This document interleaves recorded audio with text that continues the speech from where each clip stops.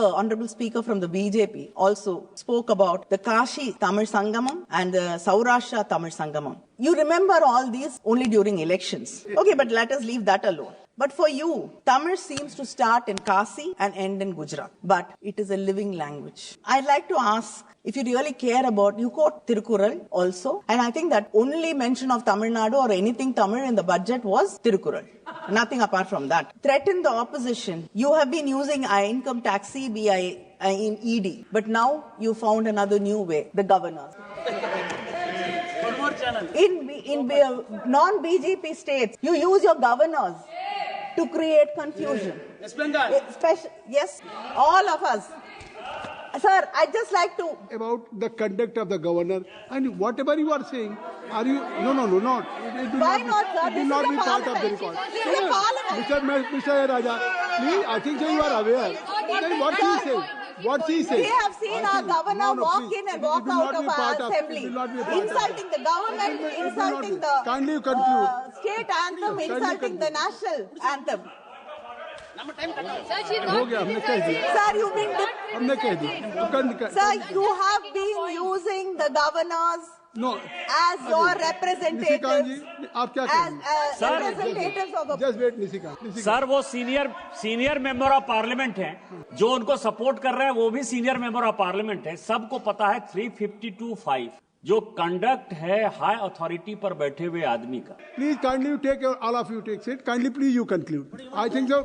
Then that you have only 29. Your party has only 29 minutes. Already you have taken 27 minutes. So how, or other speaker, Sir, how he can? That is between my party colleague. That is me, between me and my colleague. That is the time constraint.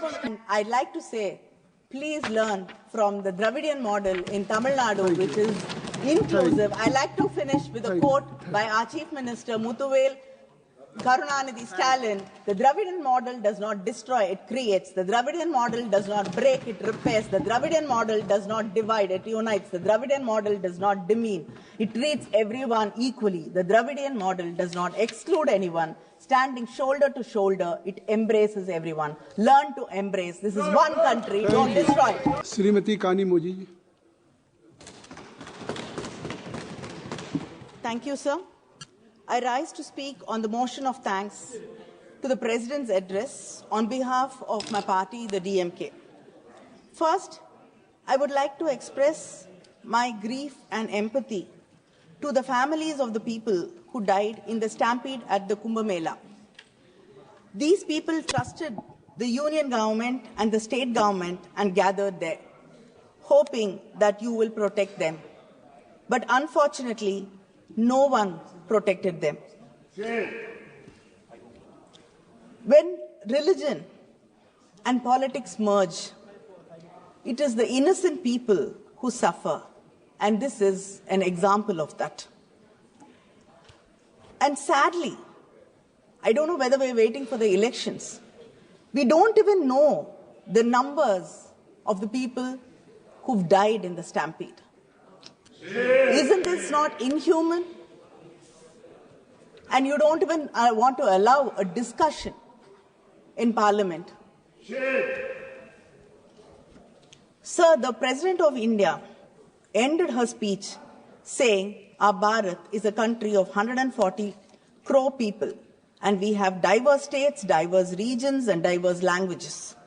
I'm happy that the President of India still believes in the diverseness of this great nation. India is a country with almost 8 major religions, more than 100 ethnic groups, 700 tribes and 121 languages. As a nation, we have always celebrated this diversity and our unity is deeply rooted in this diversity. But the government today has chosen the politics of forced cultural assimilation and cultural elimination. The President started her speech mentioning the 75th anniversary of adoption of our Constitution. She expressed great pride in the achievements during Amrit Kal. And also, in her speech in this very house, she mentioned that we recently celebrated our 75th anniversary of Indian Republic. But none of us in this house can forget that just 2 years ago, in this very same house, in the first session, a Muslim member of parliament faced derogatory communal remarks by a colleague from the ruling party on the very first session. It was a dark day, a day of dark, abysmal despair to our nation. They have divided society into us and them. And I must remind this august house that it will take ages to repair this divide. Just look around. We will find a decreasing number of Muslim members in parliament, a decreasing number of officials, bureaucrats from the SC, ST, OBC, and minority communities. The president glorified India's civilizational nationalism, a phrase increasingly used to justify a monolithic culture. India is a living, breathing entity that has been enriched by centuries of interactions from across the world, creating a vibrant cultural tapestry. When you talk about Indian history, you started 3,500 years ago with the Vedic age. But today, we know that the Iron Age in India has been traced back to 5,345 years ago. Our Chief Minister, M.K. Stalin, has proudly proclaimed to the world and based on scientific evidence validated by international labs like Beta Analytics in Florida, that Shivakalai, a small, sleepy village in Thoothukudi district, today holds within it the proof of iron smelting and usage. This is the oldest finding in India till today. Where the MP comes from? The union government till today has not even commented about this finding, which is very important internationally. When you exclude this truth, you just not only exclude us, but you are excluding yourselves from the great legacy of Dravidian civilization. The proponents of Hindutva ideology have this question: who is an Indian and who is not? V.D. Savarkar came up with an answer many years ago. A loyal Indian is one who is attached to the geography of India, who is born in India, and whose religion has indigenous roots. A Hindu means a person who regards this land from the Indus to the seas as his fatherland and as well as his holy land. But let me remind this House of the words of Sardar Patel, a Congress leader who you seem to have taken over and invoke frequently. In 1947, when it was suggested to him that India should be declared as a Hindu state, Sardar Patel replied, "We must not forget that there are, quote, that there are other minorities whose protection is our primary responsibility." In 1950, he stated, "Ours is a secular state." I like to underline, he said that ours is a secular state. And we cannot fashion our politics in the way of Pakistan is doing. Here, every Muslim should feel that he is an Indian citizen and has equal rights as an Indian. The government celebrates Sardar Vallabhbhai Patel. It disregards most of his fundamental principles. If you truly respect him, please protect every citizen, honor every culture, and stop selective imposition of one ideology over the rest. Building a 3,000 crore statue of unity is not paying respect to him. Please understand his words and implement it. That is true tribute to any leader. But this government ensures in every possible way that the minorities of this country do not feel comfortable. They are kept on edge and feel like outsiders. The CAA, Triple Talaq, the Work Board Bill, the Uniform Civil Code, mob lynching and state excesses are the unending examples of how you push the minorities and make them feel threatened. In August 2019, this government revoked the autonomy of Kashmir, the only Muslim majority state in India, and made it a union territory. Around the same time, you passed a new amendment to the anti-terror law. In this amendment ensured and gave you the right to classify individuals as terrorists and promoters of terrorism. And under this law, hundreds of Kashmiri politicians, activists were jailed, civil liberties were suspended, and protests banned. A few months later, the CAA, this provided a fast track to citizenship for many minority communities. The law specified that communities which could use this law were Buddhists, Christians, Hindus, Jains, Parsis, and Sikhs. These communities made it to the list, but the Muslims were omitted despite their presence in countries where they are minorities and have been persecuted and have even suffered violent attacks. And in many of the BJP-ruled states, you've coined a term, love jihad, where adult men and women are not allowed to get married to each other because they belong to different religious groups. And your reasoning is that Hindus will become a minority in this country. India has 14% Muslim population and almost 80% Hindu population. Creating false narratives like this is your way of politics. But at least let people, individuals who have the right to make a personal choice in their private lives, let them live a life. And we've seen in most of the BJP-ruled states, mobs assault minorities while the police stand idle. I can't even say mobs assault them because in some states, the authorities themselves bulldoze Muslim homes and businesses.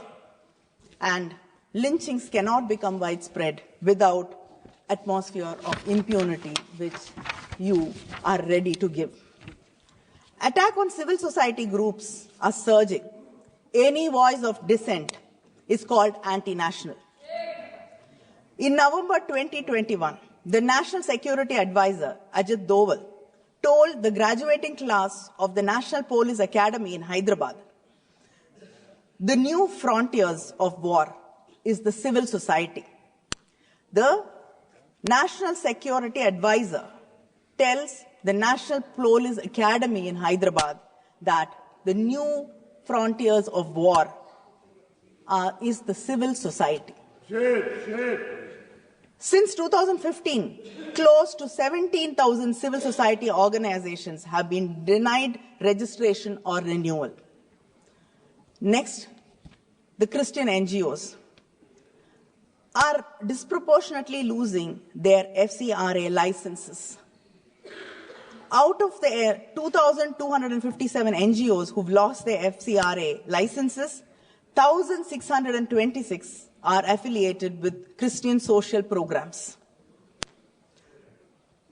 This is a targeted financial stranglehold on organizations that serve the India's most vulnerable population.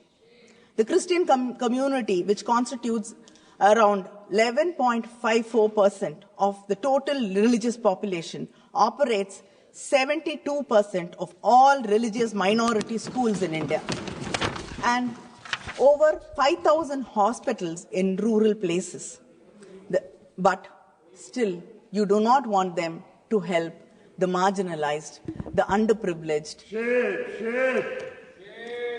Attacks on Christian organizations and churches have escalated over the years, with Uttar Pradesh emerging as the hotspot. This government campaigns under the banner Sabka Saath, but seems to be unable or unwilling to safeguard its minorities and failing its marginalized Indians. The Honorable President, in her address, mentioned about the spirit of Sabka Saath, Sabka Vikas, Sabka Vishwas, Sabka Prayas. I got a copy of the English translation of the President's speech. And when I got the copy, I was very confident that I will be able to read through it without anybody's help or support. But I was mistaken.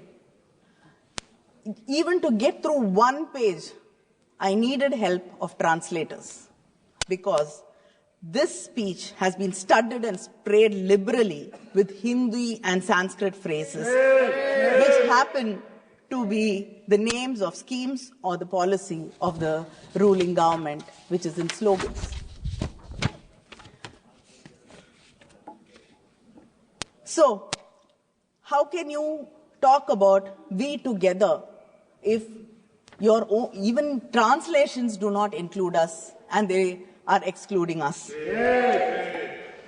And the President, and I think the Honorable Speaker from the BJP also spoke about the Kashi Tamil Sangamam and the Saurashtra Tamil Sangamam. You remember all these only during elections. Okay, but let us leave that alone. But for you, Tamil seems to start in Kasi and end in Gujarat. But it is a living language. I'd like to ask, if you really care about, you quote Tirukural also, and I think that only mention of Tamil Nadu or anything Tamil in the budget was Tirukural. Nothing apart from that. So, between 2014 and 2022, the Union government has allocated 74 crores for the Central Institute of Tamil Nadu, in Tamil Nadu.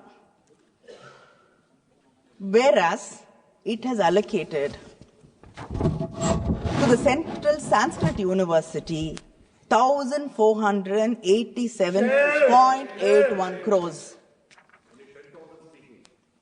We don't have staff in the Central University. We do not have epigraphists to decipher Tamil inscriptions. The President in her speech proudly proclaimed that manuscripts are being digitized. I'd like to bring it to the notice of this House that the Tamil manuscripts in Tamil University in Tanjavur are being digitized with the help of the British Library in London instead of the support of the Union government. Legislature, judiciary, and the executive are three pillars of the democracy. But this government is undermining all three. The key democratic institutions may have formally remained in place, but the norms and practices which hold democracy have deteriorated. The Wiedem report on democracy says India has been downgraded to the state of electoral autocracy. In the past 11 years, we have seen that bills have been brought without proper consultation with stakeholders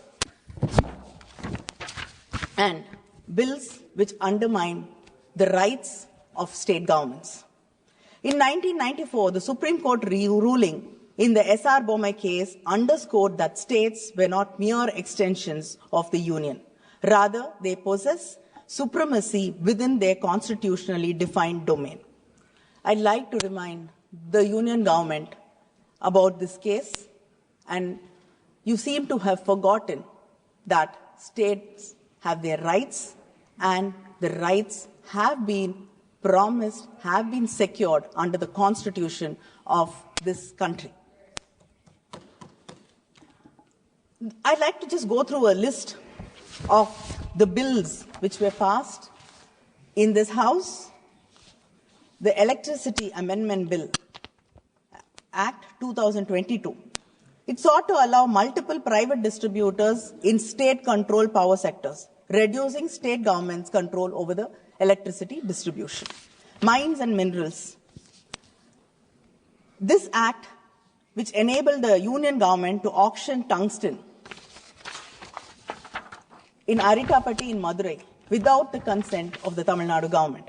The Chief Minister had to bring a resolution in Assembly against this, and the continuous protests of the people of Aritapatti. Only after that did you withdraw this. The Dam Safety Act 2021 further gave the union government the power over dams across states. The Forest Conservation Amendment Act diluted state control over forests, allowing infrastructure development in forests without state approval, affecting tribal and environmental rights. The three criminal laws, Bharatiya Nyaya, okay, whatever. Actually, when a very senior lawyer, when I asked him to explain what this bill was about, the first thing he told me was, first let me get the translation, and then I will be able to explain it to you.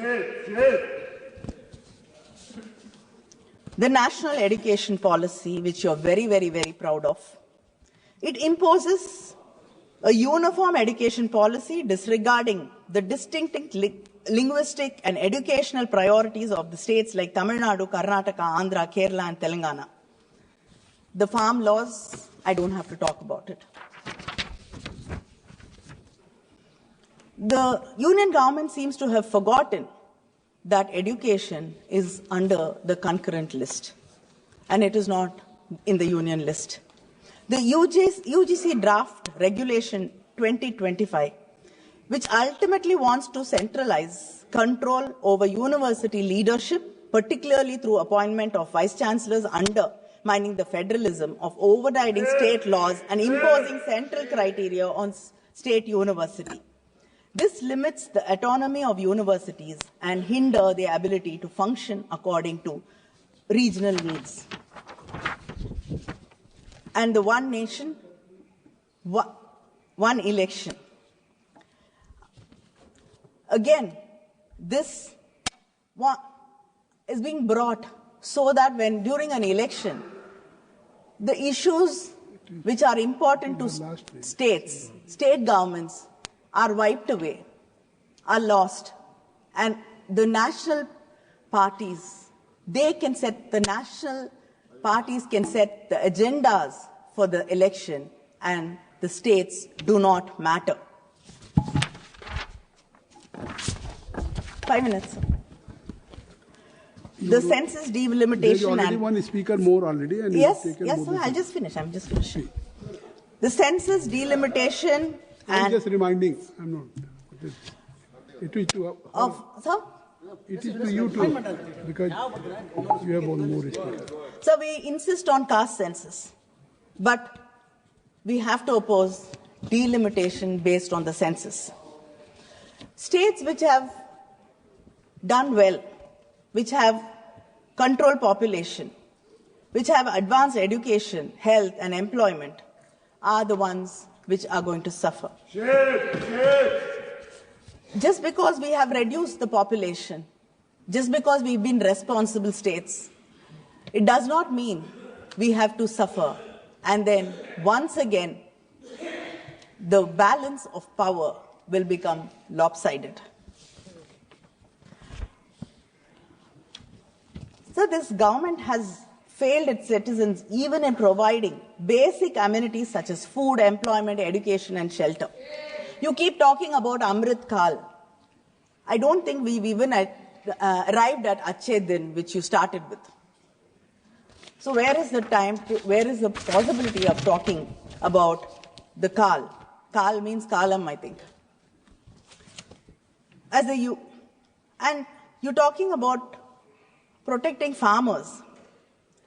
Do you know that 1,474 farmers have committed suicide between 2014 and 2022 because the insurance companies which collected around 57,620 crores has only given back 3,878 crores to the farmers. You have not protected the farmers and the Narega workers. This government has taken away work from rural India. And this bill was brought to ensure 100 days of employment for people who had no other means of income. But you've cut down 84.7 lakh workers from the list. And this is from your own registry. And the government, in its budget, has reduced food subsidy by 8,000 crores. Is this Amrit Kal? I think the LOP has spoken about youth and employment, but when you were in your campaign mode, you were talking about 2 crore jobs, but in the speech of the president, it has come to 10 lakh per year. Kindly conclude. You have already 2 minutes. taken more than I'm just wrapping 25 up, sir. minutes, and your time, party time is only 29. Just closing. And one 2 minutes. speaker has. Concluding. 2 I think minutes. so. Time is already, she has taken more than 25. Sir, I'd just like, you're talking about education. Sir, in a unstart question, the government has replied that 13,500 students from SC, ST, OBC communities have dropped out of central universities because of discriminations faced by them. It is just not the students, sir.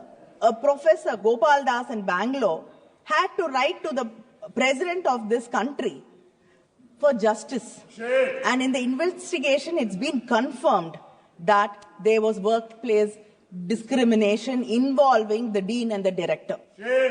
The stories of Rohit Venumalas still continue.